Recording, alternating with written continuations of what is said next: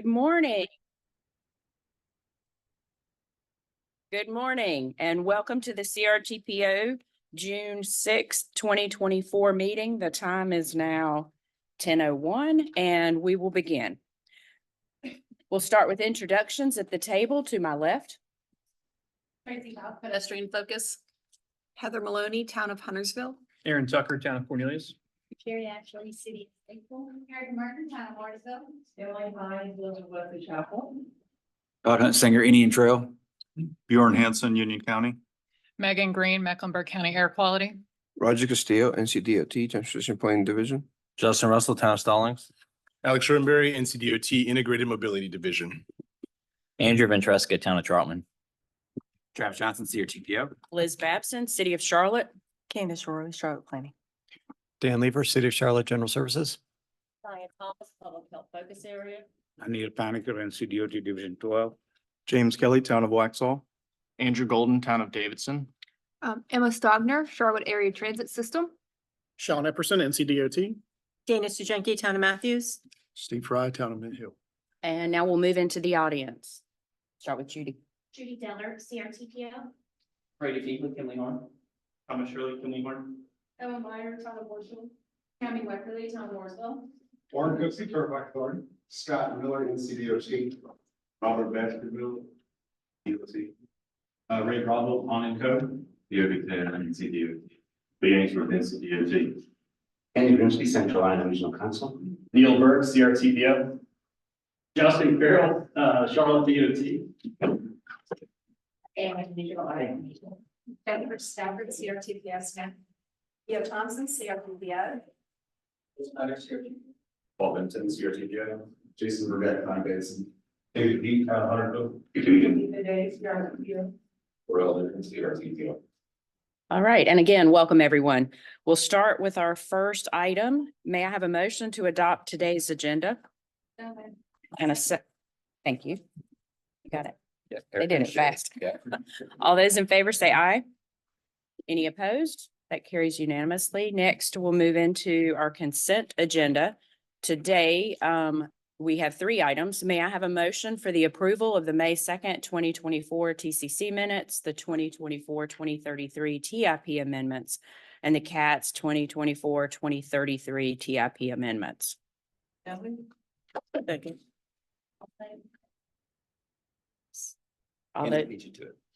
Candace beat you. All those in favor say aye. Any opposed? All right, that also carries unanimously. Now we'll move into information reports. We don't have any business items today, but we do have 2 reports. As Andrew Ventresca makes his way to the front, we're going to hear about the discretionary grants program supplemental funding requests from Andrew and the team. Thank you. Good morning. I hope everybody's doing well this morning.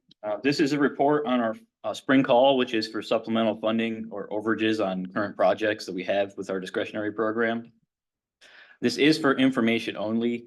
We look to come to this board next month for a recommendation to forward onto the board. The board will hear this information request this month in a couple weeks.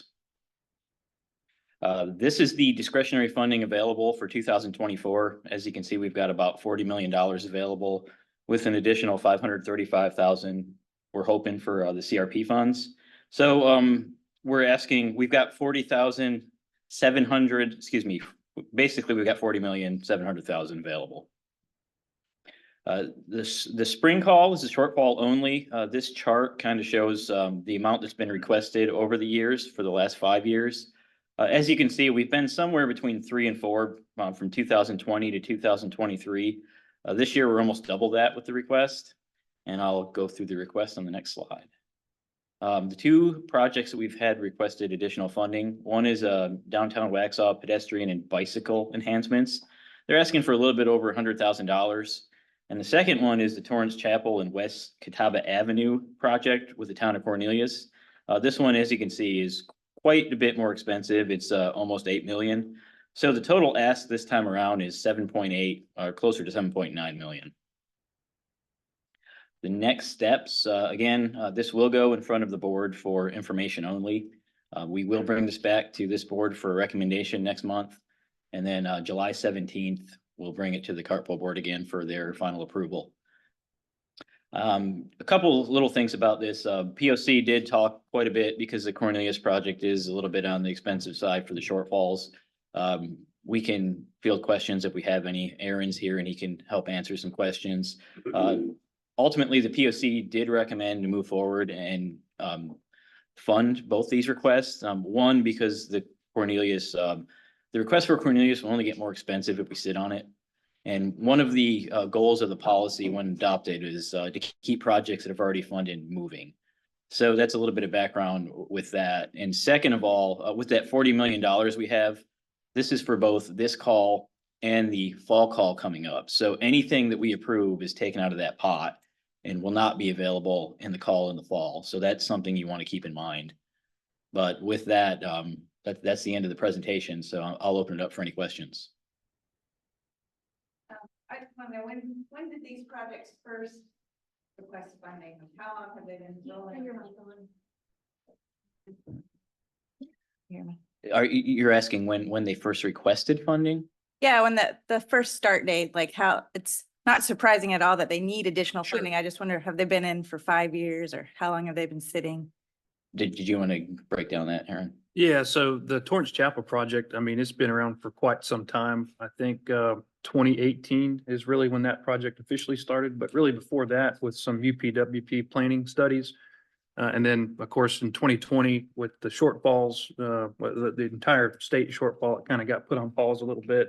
And then we had to put a little bit of a pause on our end of the town end because it got so expensive all of a sudden. And then we decided, yes, we're committed, we're going to move forward. And then with our latest construction estimate, it just exploded. So that's kind of where we're at. It is a little bit more than we asked for in the fall. We didn't get it in the fall. There were some other projects that we requested as well. But ultimately we come back, it is a little bit higher number, but we're still keeping that 50% match and even took down the fiscal year. We'd be requesting the funds to try and eliminate some of that super high inflation and contingency. So that's about the best we can do, I think. So, yeah. Thanks.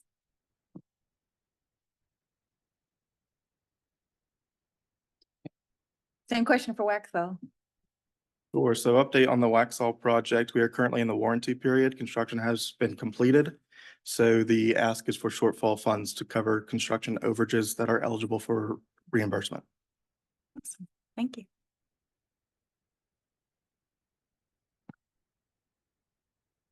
Any more questions? All right. Okay. Thank you, Andrew. All right, and again, as- we'll ask for a recommendation next month. Okay, awesome. And as always, tremendous appreciation for the POC and all the work that you guys do. All right, moving on to Travis, we're gonna get an update on the 2026-2035 TIP process, NCDOT prioritization 7.0. Hi, everyone. Travis Johnson here. Talk to you about the 2026-2035 TIP development process for prioritization 7.0. I've been coming to you pretty regularly for these updates. And so as of this week, we're receiving new information. I just want to make sure everyone has the latest and greatest as it comes to prioritization. So I want to go over project scores and funding updates for what we are anticipating revenue for this prioritization cycle. I'm going to do a brief reminder on the local input point process, which we are about to begin, and then go over the public engagement opportunities to again encourage you to promote them, to get public feedback, to make sure that the projects that we have in the system meet local needs. So the project P7.0 scores were released by the NCDOT Spot Office on May 24th. Estimated funding for statewide mobility, regional impact, and division needs were also released at this time. Again, these are just the estimated funds and may be updated because revenue estimates for SDI funding categories are subject to change due to the updating of project costs, which will then affect how much money is available. NCDOT provided a list of statewide mobility projects that could be funded in the 2026-2035 STIP, again, because these are not finalized until the TIP is adopted. So money is divvied up among 3 different funding tiers. 40% goes to statewide, and these are for projects that compete across the entire state. So we, as a region, compete against Wilmington, compete against Asheville, compete against Raleigh. Then 30% of the project funds are divvied up among the regions, and the regions that receive funding based upon the overall population of that region. So depending upon how populated you are, as the whole NCDOT regions, which covers 2 NCDOT divisions, then dictates how much money is available in that pool of money. And then finally, division is every division receives the same amount of money, which is 30% of the funds, or is divvied up among 30% of the total funds. So for statewide mobility, the estimated revenue for this category is about $1 billion. And in this category, we received a recommendation for 4 of our projects. 77 South Corridor was dedicated $600 million towards that project. The I-85, I-485 interchange improvements next to the airport. I-485 express lanes that go from I-85 to I-77, and then a US 74 widening and Indian Trail in Monroe. For non-highway, we received a recommendation for funding for the Charlotte Douglas International Airport, for end around taxiways, and then also in Union County for rail recommendation for Old Charlotte Highway and Rocky River Road grade separation project. So as a region, or sorry, for statewide, there were 10 projects recommended and we received 6 of them. So that's pretty good as a region. So we did very well in the statewide tier. When going into regional impact funding, Region E, which is where Union and Mecklenburg are, has a balance of negative $471 million. And Region F, which is where Iredell is located, has a budget of $8 million for regional funding. So these are the points that we will first allocate starting this month. And then we will come back to you next month for a recommendation for opening a public comment period. At the division needs tier, which is division 10 and 12, again, Union and Mac being in division 10, division 12 being Iredell. Division 10 has a negative $108 million balance, and division 12 has a negative $72 million balance. So not all divisions had balances in a negative, and also a statewide tier, we did have a positive balance. So the prioritization cycle will continue through the original schedules that we've been discussing to this point.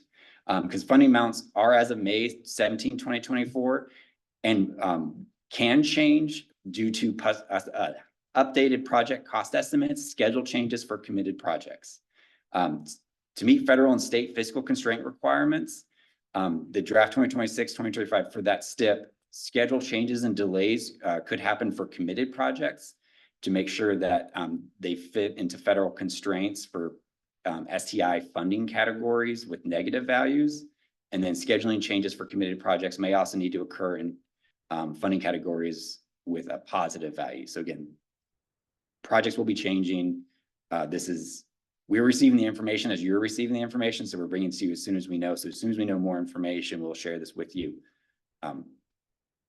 On June 6th, we received an email from NCDOT just emphasizing the importance of us to continue the prioritization process. We have not actually completed a full prioritization cycle since P 5.0, which was in 2018. So there's a potential for confusion if not every RPO or MPO doesn't complete the local input point assignment. And so we're lucky to have received projects at the statewide level. And so we have to continue that process for regional impact and division needs tier to make sure that all projects are prioritized for our region. And so we need to make sure that we are completing all 21 STI funding categories to make sure it's consistent. While there is no plan for additional funding at this point, it is not unheard of that extra funding may appear. In the past 10 years, it has happened twice. In 2016, there was a House bill that made available additional funds. And then in 2022, additional funds were made available through a transfer of sales tax revenue. So again, we're working through this process. We're still going to do prioritization 7.0 as we've been talking about. And even though the numbers are low, there is the possibility that money could arrive. There's still a lot of factors I think everyone is working through, and we'll keep you updated as much as possible. So for local input point overview, again, for highway projects, we are going to be sorting the projects in the regional impact tier and division needs tier based upon the 2050 MTP horizon year, and then the MTP score in that horizon year. And then finally, if they do not have those two metrics, we will rank them based upon their NCDOT P 7.0 score. For non-highway projects, we will rank the projects based upon that P 7.0 score for each of the modes. And then every mode has one allocation of local points.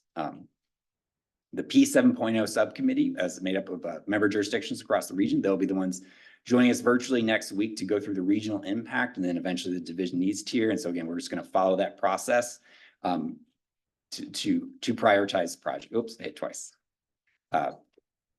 So for regional impact, after you remove the projects that did receive funding at the statewide tier, again, projects can cascade down to the next funding tier. So we will have the availability of up to 70 projects at the highway level, and then 19 projects for non-highway projects that are eligible for the 2,500 local points that we are able to administer. And so when you divvy up based upon the typical amount of points, we should be allocating up to 2,125 for highway projects and 375 for non-highway projects. The STI legislation requires the MPOs to use a methodology to assign points based upon quantitative, qualitative input and modal allocation. So again, that's why we use the 2055 or 2050 MTP in order to allocate our points. But an important thing to keep in mind is that we are allowed to deviate from that process for a specific reason. There has to be a justification for that deviation, and public feedback is one of the factors that we can use. Projects must have a reasonable chance of being funded and assign maximum points eligible for projects. While projects can cascade down, statewide projects cannot cascade down to the division tier. So essentially for regional impact, we'll be looking at statewide and regional impact. And for division tier, we'll be looking at projects that did not receive local points in the regional impact will then cascade down to division, but statewide projects will not. We must coordinate with the divisions to achieve mutual point assignment, because again, we are half of that total local points that are available. And so that is the best chance of us helping to elevate these projects.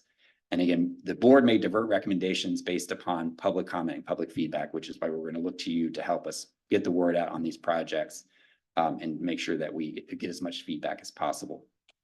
So speaking of public feedback, so this month we are meeting next week on June 12th to start the local point allocation for regional impact. And then we'll come to you in July to bring the draft list of local impact points for the projects and regional impact tier, and then to also open a public comment period from July 18th to August 1st.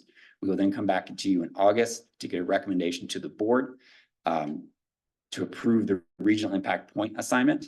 At the conclusion of regional impact, we will then come back to you again for the division needs project list, which again will follow that same process outlined for regional impact. Come back to you to October with that draft list, open a public comment period from October 18th to November 1st. They come back to the TCC for recommendation and the board in November. And this was to get all the local points allocated prior to the December deadline. So that way, January, we will have the draft STIP and TIP. So with that, I'll answer any questions. Questions? Dana, thank you. So you mentioned our subcommittee, the P7 subcommittee. Is the statewide P7 committee still meeting, or are they done their work and all of the sort of background, you know, in terms of funding and swapping funding and whatnot is happening without the work group? So our subcommittee is just for the local point allocation. Oh, I know. believe that I was not on the subcommittee. Neil was on the subcommittee. Have you guys finished or? Call upon Neil to answer that question. Morning, everybody. So yeah, as far as I know, the P7 work group has kind of sunsetted for now. However, we got that email yesterday. So it sounds like there might be some more work for us to do in terms of the committed projects with the rising cost estimates and what happens when those are decommitted. How are they prioritized against projects that are in the developmental program and new projects? I mean, we're trying to figure this out as we're going. So certainly we'll keep you all in the loop if the P7 work group is asked to weigh in on that, but we haven't been, as of today, asked to do anything yet. Okay. And so in terms of the politics of it all, I didn't get a chance to look at like the negative, like which counties were in the red versus which counties were in the, yeah, I know there was a slide. Oh, that's the counties. Okay. I don't know where all the counties are. Which is Wake County? Is that 5? And then Region C. Region C. I'm just thinking if is it like the big, well, Region C has money. And you know, what this is factored on, and Sean can probably speak to this as well, is the amount of committed projects that the funding regions and the divisions have. So we have quite a few committed projects, and that's drawing down available funds for P7.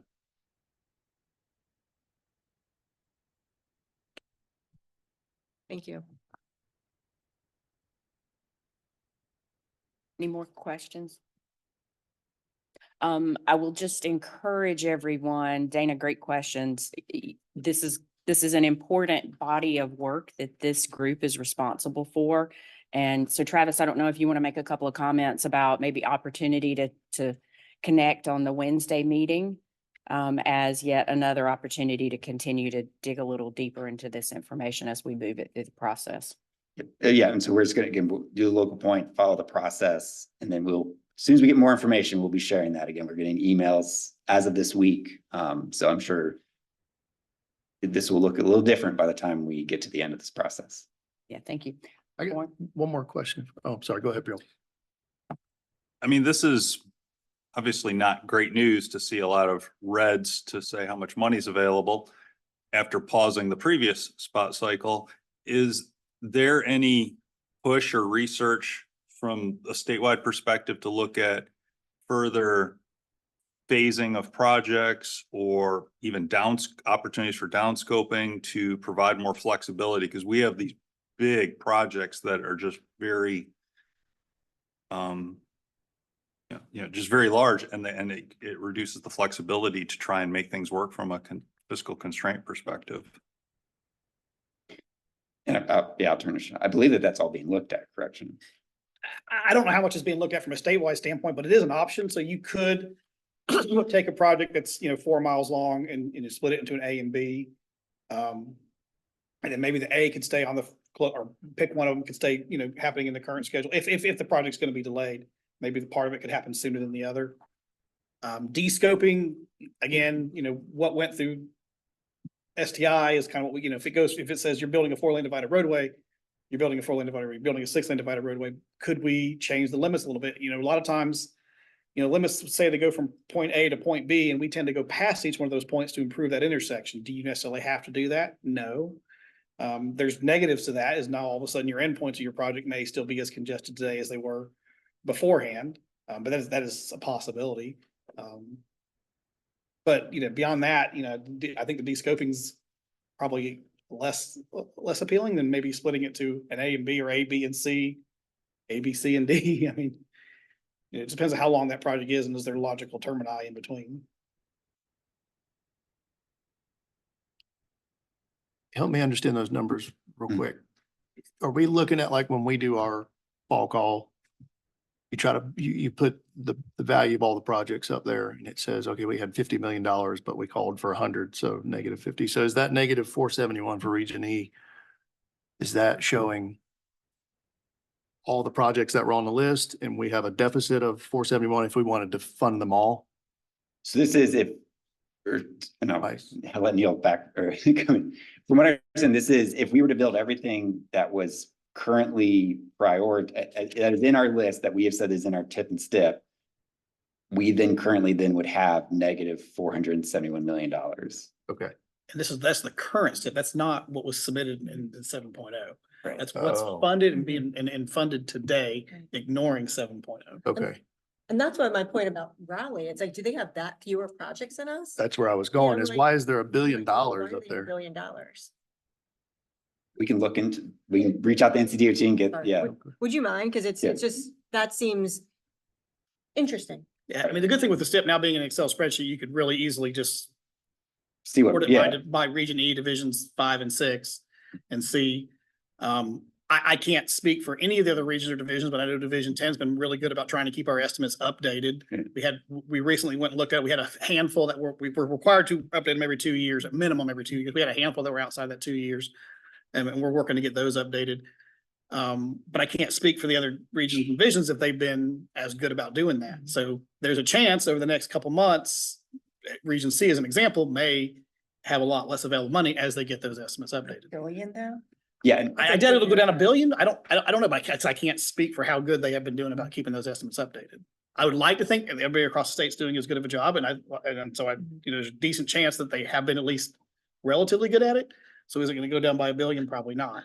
But like you said, Division 10 has a lot of projects in the current step.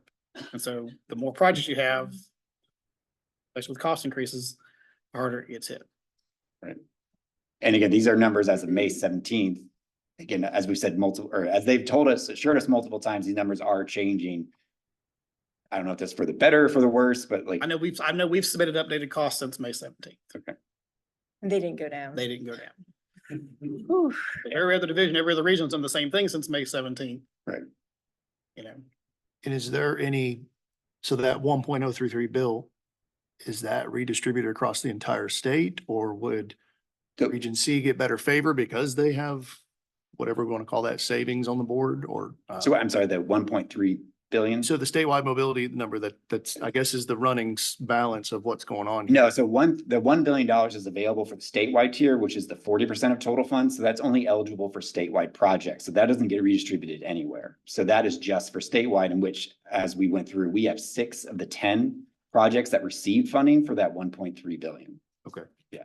And then there's all the regions. Yeah. And so each of these are for separate regions. So they don't cascade, it's not cascading down funds.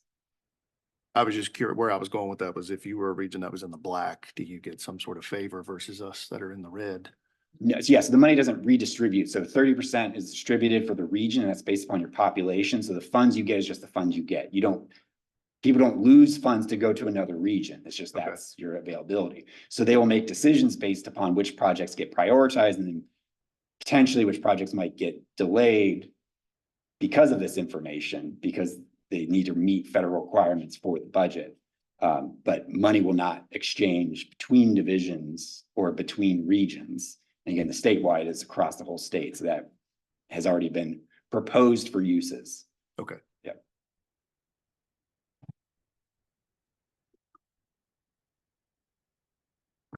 Any other questions?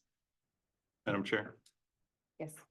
for purposes of the board meeting in a couple weeks, I think it would be helpful for these numbers, particularly the red ones that affect us, to put that in context by saying what percent that is of the total amount of projects, because 471 million sounds like a lot, and it is a lot, but if it's a $5 billion list of projects, then it's only 10%. But if it's only a $1 billion project, then it's 50%.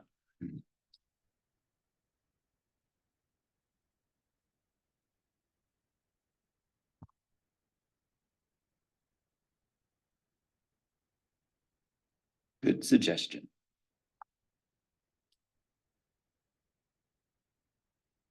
Any more questions or comments? Yeah, thank you for that. Because I too am struggling with how do we, at this early stage in the process, talk about what that 470 or 471 represents. All right, thank you. Thank you all very much. And again, we'll be coming back to you next month with a list of local input points applied to regional impact tier. And then looking to open that public comment period. And then if we receive any new information from CDOT, we'll update everyone as soon as we know anything. Thank you, Travis.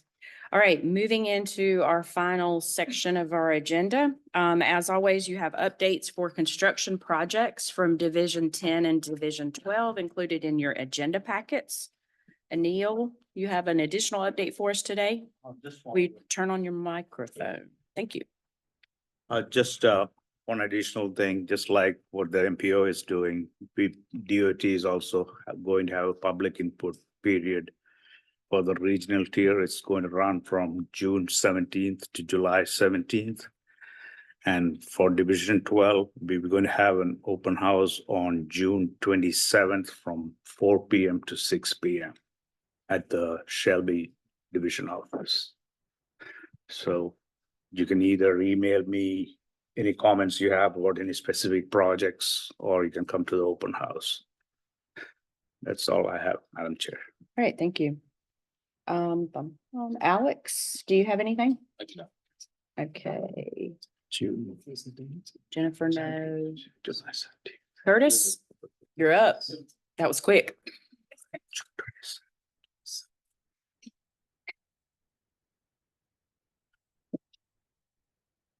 So we are, of course, going to have a bike ped work group meeting this afternoon. That agenda is in your agenda packets. I do also want to give a quick update on the SEAM and some ATIP funding. ATIP, of course, is the Active Transportation Infrastructure Investment Program that NOFA was released a couple months ago, and the due date for that funding application is June 17th. Over the past few weeks, we've had some momentum to pursue that grant for the SEAM, what we're calling phase 2, the next step in our scope. The project team, our consultants, and many of you have done some work kind of behind the scenes to help us get to the point where we're getting close to submitting an application and figuring out what the scope and what that request may look like. You'll have probably received some letters of or some requests for letters of support for the SEAM. So thank you to those who've had a chance to get some of those to us. That's much appreciated. The bigger challenge is some of our match dollars. So we're still working behind the scenes to kind of cobble some of that funding together to get a 20% match for that submittal. So you'll hear some more updates on that, probably get some more emails, and we'll give you an update on where we are with that. Hopefully we'll have a successful application. Any questions? All right, thank you. Thank you. Last but not least, we'll turn it over to Judy. Good morning and thank you. Just wanted to remind everyone that we did open our public comment period for the 2055 MTP that started on June 3rd and it goes through July 3rd. Find out how to do this. There we go. So just wanted to let you know the main focus of this phase 1 engagement is for input on the goals and objectives and the transportation needs and candidate projects, and just to understand the vision of transportation in the region, and a lot of education to the public during this phase. And I wanted to let you know we are going to be in a lot of locations. We haven't been in person like this for a while. The 2050 MTP was primarily virtual because of COVID. So we have gotten ourselves lined up for several different locations. It's not on this list, but for people who work here in the government center, we will be at First Friday tomorrow morning in the lobby. So if you work here and want to stop by, feel free. And but wanted to share with you this list. If you're out and about at any of these events, stop by and see us. If any of your jurisdictions have events that we could be a part of, let us know, and we will add those on as we can. We got one more page with a few more here. So just really excited about this, and also want to see if you guys can help share information about this out on your social platforms, website, newsletters, things like that. We will have a special edition newsletter coming out later today, and that'll be in both English and Spanish. And just thank you for your support in our engagement for this phase. And if you go to 2050mtp.org, you can scroll down and see the survey there. There's a survey to answer questions about the goals and objectives, and also an interactive map where you can put information about where you think we have some needs throughout the region. So, thank you. Thank you, Judy. All right, I'll pause for a minute, see if there are any questions, comments from the group before we wrap up. This was a quick meeting today. Okay, thank you. As always, thank you for your time and participation in the important work that we do in regional transportation planning. We have completed all the items on our agenda and are now adjourned.